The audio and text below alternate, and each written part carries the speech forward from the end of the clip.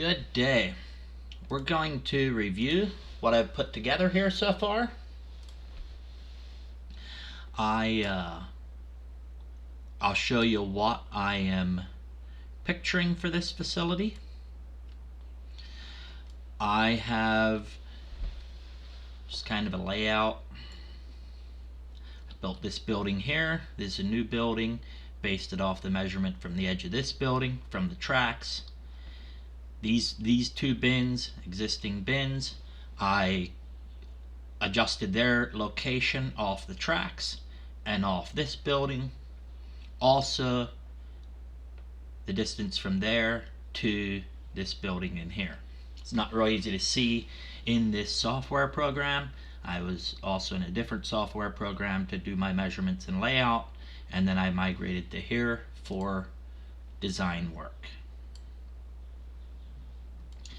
I put the new building in there. That way I know what I'm working with. This is, I'm going to say this is what I'm picturing for maybe not final design, but future design. Maybe this is the third phase or fourth phase of expansion, that we're at this place where we're receiving all the commodities in through the receiving conveyor, going over a conveyor through a distributor, dumping into the hopper bins, everything. That way we can receive at high speed right to the commodities. This is, I'm going to call this phase 3 because of the different layouts I have. I'm going to call this phase 3. And that's what I got there. I also got my stuff drawn in the building. Actually, I missed the door in this wall. So this is a basic overview. In this design, I have 2 elevators here. I have an elevator coming up from the mill, the grinder or roller mill, dumping into a larger bin here, hopper bin that holds 30-ton, taller elevator to feed the bagging hopper, truckload out, and truckload out hoppers on structure. So that's, I'm going to call phase 3. The pink lines represent augers coming into the mixer. So we also have conveyor under here, sewing machine, pallet with 1 bag on it, micro hoppers, hand add stuff here, which I will get into more detail on that on my design as we move through the different designs. This I'm just going to call it phase 2 for now. In this design, we have the 3rd bin, which is going in this year. We have the conveyance up top here, going from the elevator out there, the elevator, the reclaim, and then if we're going to have the reclaim, we need a spout going from this elevator down to this elevator over here, and then this elevator hitting some bins as needed, whatever bins we want to bring in bulk feed. So this is kind of phase 2. Yes, a lot of details are missing. Spouts to some of these bins, there's certain things missing. Spout going to this bin right here is missing. And this is just to give you a view of what I'm picturing. Also, this conveyor here, some of my stuff goofed up. Yeah, you get the gist. I should have, if you look on this one, this has the conveyors laid out the way they should be. But there is some details missing, like spout to these, the spout going over here, the spout going over here. That conveyor is an incline conveyor for depending on how big these hopper bins are over here. So yeah, that was phase 3. This is phase 2. And then we have right here is, I'm going to call this phase 1. Now, I'm going to let this up to you how you want to do this exactly, but this is what I'm picturing. I'm picturing the roller mill sitting in underneath the roof here. To do that, we need to put that roller mill up on a little structure to keep it 3-4 foot, 3 foot above ground about, or above concrete. I have a double run going down under it. The double run, my pre-drawn double run, has a tail drive. My pre-drawn 8-inch has a tail drive, which is, you would need to do a head drive on this one and have the drive up here due to getting that tail in underneath there, so a hopper can be built, which I can draw that all in there, but I just want to get the details worked out, some details worked out before I get to that. Then we would have a small hopper up on top of the roller mill and an auger coming off this whole corn bin up to feed it. Just have a small custom built hopper on top of there, and an auger coming up to feed that hopper that would start and stop to keep the hopper full. Your existing Meridian bin is right here. Yes, it's got blue railing, and yours has a steeper roof and doesn't have blue legs, but this was just a pre-drawn bin I made. Like I said, this is preliminary stuff just to get things so we're all on the same page for design. With this design, you'll need to fill this hopper bin with a transport auger, or until you're reclaiming here, we're probably going to need to fill this with a transport auger, which is, that's what we have to work with. I put in I did this. I'm not sure if this is what you were thinking, but I'm looking at trying to be economical on phase 1. Handy, but yet economical. And to do that, I have your 3 bins you spoke of with the split design. That way you actually have 6 different ingredients here, where we would put the cracked corn in one half of this bin, and then you'd have your other ingredients in the 2 parts of this bin, 2 parts of this bin, and the 1 part of this bin. And then your whole corn would feed you'd have 2 augers off this bin, one going to the roller mill, one going into the mixer. We'll get to the inside stuff in a minute. With this, I have a support tower here and an elevator. I don't know if what the thought is on that. I do have an 8 foot by 8 foot support tower with the elevator closer to the building in here. That way, in the future, 10 years down the road, if you wanted to have an elevator in here going to a larger bin with your cracked corn, that would be possible. So, we also should have, like, if we're going to have cracked corn in this bin, we would want to possibly have an auger off the bottom going to the mixer, but the cracked corn may need a second auger going to this elevator if you load out much cracked corn, but you may have to weigh that, and in that case then you may want to just run it through the mixer to get a weight on how many ton of cracked corn you're putting in the bin. So that is the preliminary design. We have a bag hopper here. You can purchase these bag hoppers, hold 1.5 tons with a bagger on the bottom. The bagger isn't built with detail here. I show bags, I show a conveyor, and pallet right here with a bag on.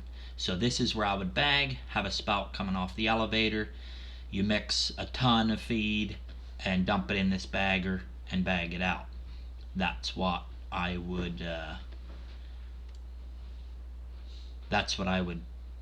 set up for the amount of bagging you're looking at doing. Down the road you could expand that as needed.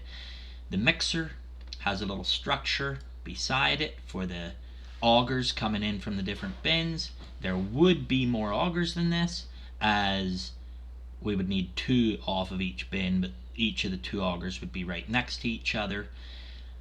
Here again, I'm showing a dual tube chain conveyor, double run, coming from the hand ad hoppers to the mixer. Now with this, I just want to show here. So underneath these here are 3 foot by 4 foot hoppers, and they go down to U-troughs. They have little 6-inch U-troughs under them that meter the ingredients out of them into this U-trough right here. This U-trough would be a scale, an extended U-trough, and it would be on a scale. So these ingredients would weigh into there, and you can have a lid. You can have a lid here on the tail that you hand add minerals into that scale. If you have an odd mix or something where you need to hand add something, you can have a lid on the tail end of this U-trough and dump hand add minerals into there. The liquid, like soy oil, we're not going to want to add here because it'll make the minerals stick to this U-trough auger. So we don't want to add oil in here. With that, we're gonna want a little platform here at the end of the mixer, at this end of the mixer, with a stairs going up to it. So right here at the end of the mixer, we would want a little platform and a stairs going up to it to add any oil direct into the mixer. Your molasses, you'd want a pipe manifold along the side of the mixer that puts the molasses direct into the mix. Okay, this is kind of preliminary design to get your thoughts and to see if this is what you were picturing also, or if there is something that I'm way off on. I do have a direct truck load out off this elevator going to this spot in the roof where you're going to have your load out, and so you can load directly onto there. On this loadout structure here, I have 2 10-ton bins and 2 4-ton bins, I think they are. This would be so you can mix your feed, load it out. You'd have short U-troughs underneath here to come to the sender, or we could spout it to the sender to fill the truck. I would do short U-troughs, drop spout. That way you can start and stop these from the ground where it's all electric controlled. That's the route I would go. You can do valves with chain controls hanging down where you manually open and close, but I like a remote control on a U-trough. And even if you don't have a remote control, I like a little 4-foot U-trough to do the metering into the truck. That way in the future, if you would add a remote control, it is very simple to add into the controls. So there the roller mill is, and dual tube chain conveyor coming up to this bin. Yes, it hits some braces that would have to be adjusted as needed. This would be phase 1. This would be phase 1. Not sure if we'd do the basic bagging right away. That isn't this bagging setup is not real expensive. This is not a real expensive bagging setup. This is, I'm gonna say, $30,000, $40,000 in equipment total. $30,000 probably in equipment total with the spout.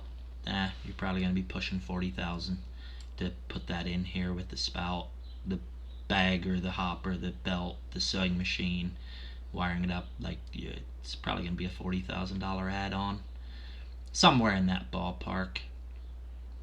So looking at this right here, let me know what you think. I just wanted you all to know what direction I'm going. Those little hoppers, I do have them drawn at 6 foot off the ground. That way, if we go to add hoppers behind them, we can put the augers in underneath. But what we can do there for starting, we can put these hoppers on the ground, and then if you decide you want to add more ingredients, you can put the large hopper in the front here with extended legs and move this back when you go to add more ingredients or larger hoppers. You can always keep these on the outside, pour your slab of concrete here that can hold bigger hoppers, and then set these on the ground. And then in the future, if you want to add a larger hopper here, you put the large hopper in, you move this one straight back, and the large hopper that holds a truckload, 30 ton or whatever, would be extended legs and be filled off this elevator.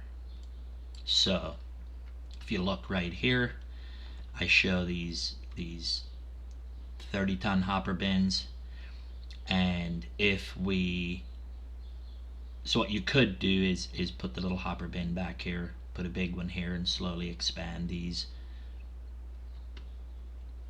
Slowly expand that way. That would be a way to do it. This is going to be probably your most economical way to get into mixing, grinding, mixing, and bagging all right here. And you can have all this equipment installed, and then take that roller mill, pull it out of the old mill, bring it over here, set it on the stand, and in 2 days time go from grinding corn in the other mill to grinding corn in this mill. Let me know what your thought is. Gonna want a little feedback. Am I headed down the right road here? This looks efficient to me. If I'm thinking wrong, let me know. And like I said, if it was me, I probably would set these on the ground and figure on, at time of expansion, putting the big bin here, moving the little bin back to the outside row. So that's my view. Let me know, and when we come to a plan on what this is, like if we want to start quoting equipment, I can start pulling all needed measurements. I can pull any measurement off of here you want, from conveyor lengths, auger lengths, whatever is needed. I can put those measurements together. The only problem I have here is this bin sticks beyond the building, so we might need to, there's a couple ways to do it. We could slide this elevator over. If we can't go beyond the building, let me know, and I will make adjustments to that. These bins here are smaller in diameter. They're quite a bit taller, but they're smaller in diameter, and the legs are in line with that building, although the side comes out, but it's not out farther than the eaves, so we should be all set there. But let me know what your thoughts are, and I will go from there. Just wanted to let you know where I'm at in design and where we're headed with this.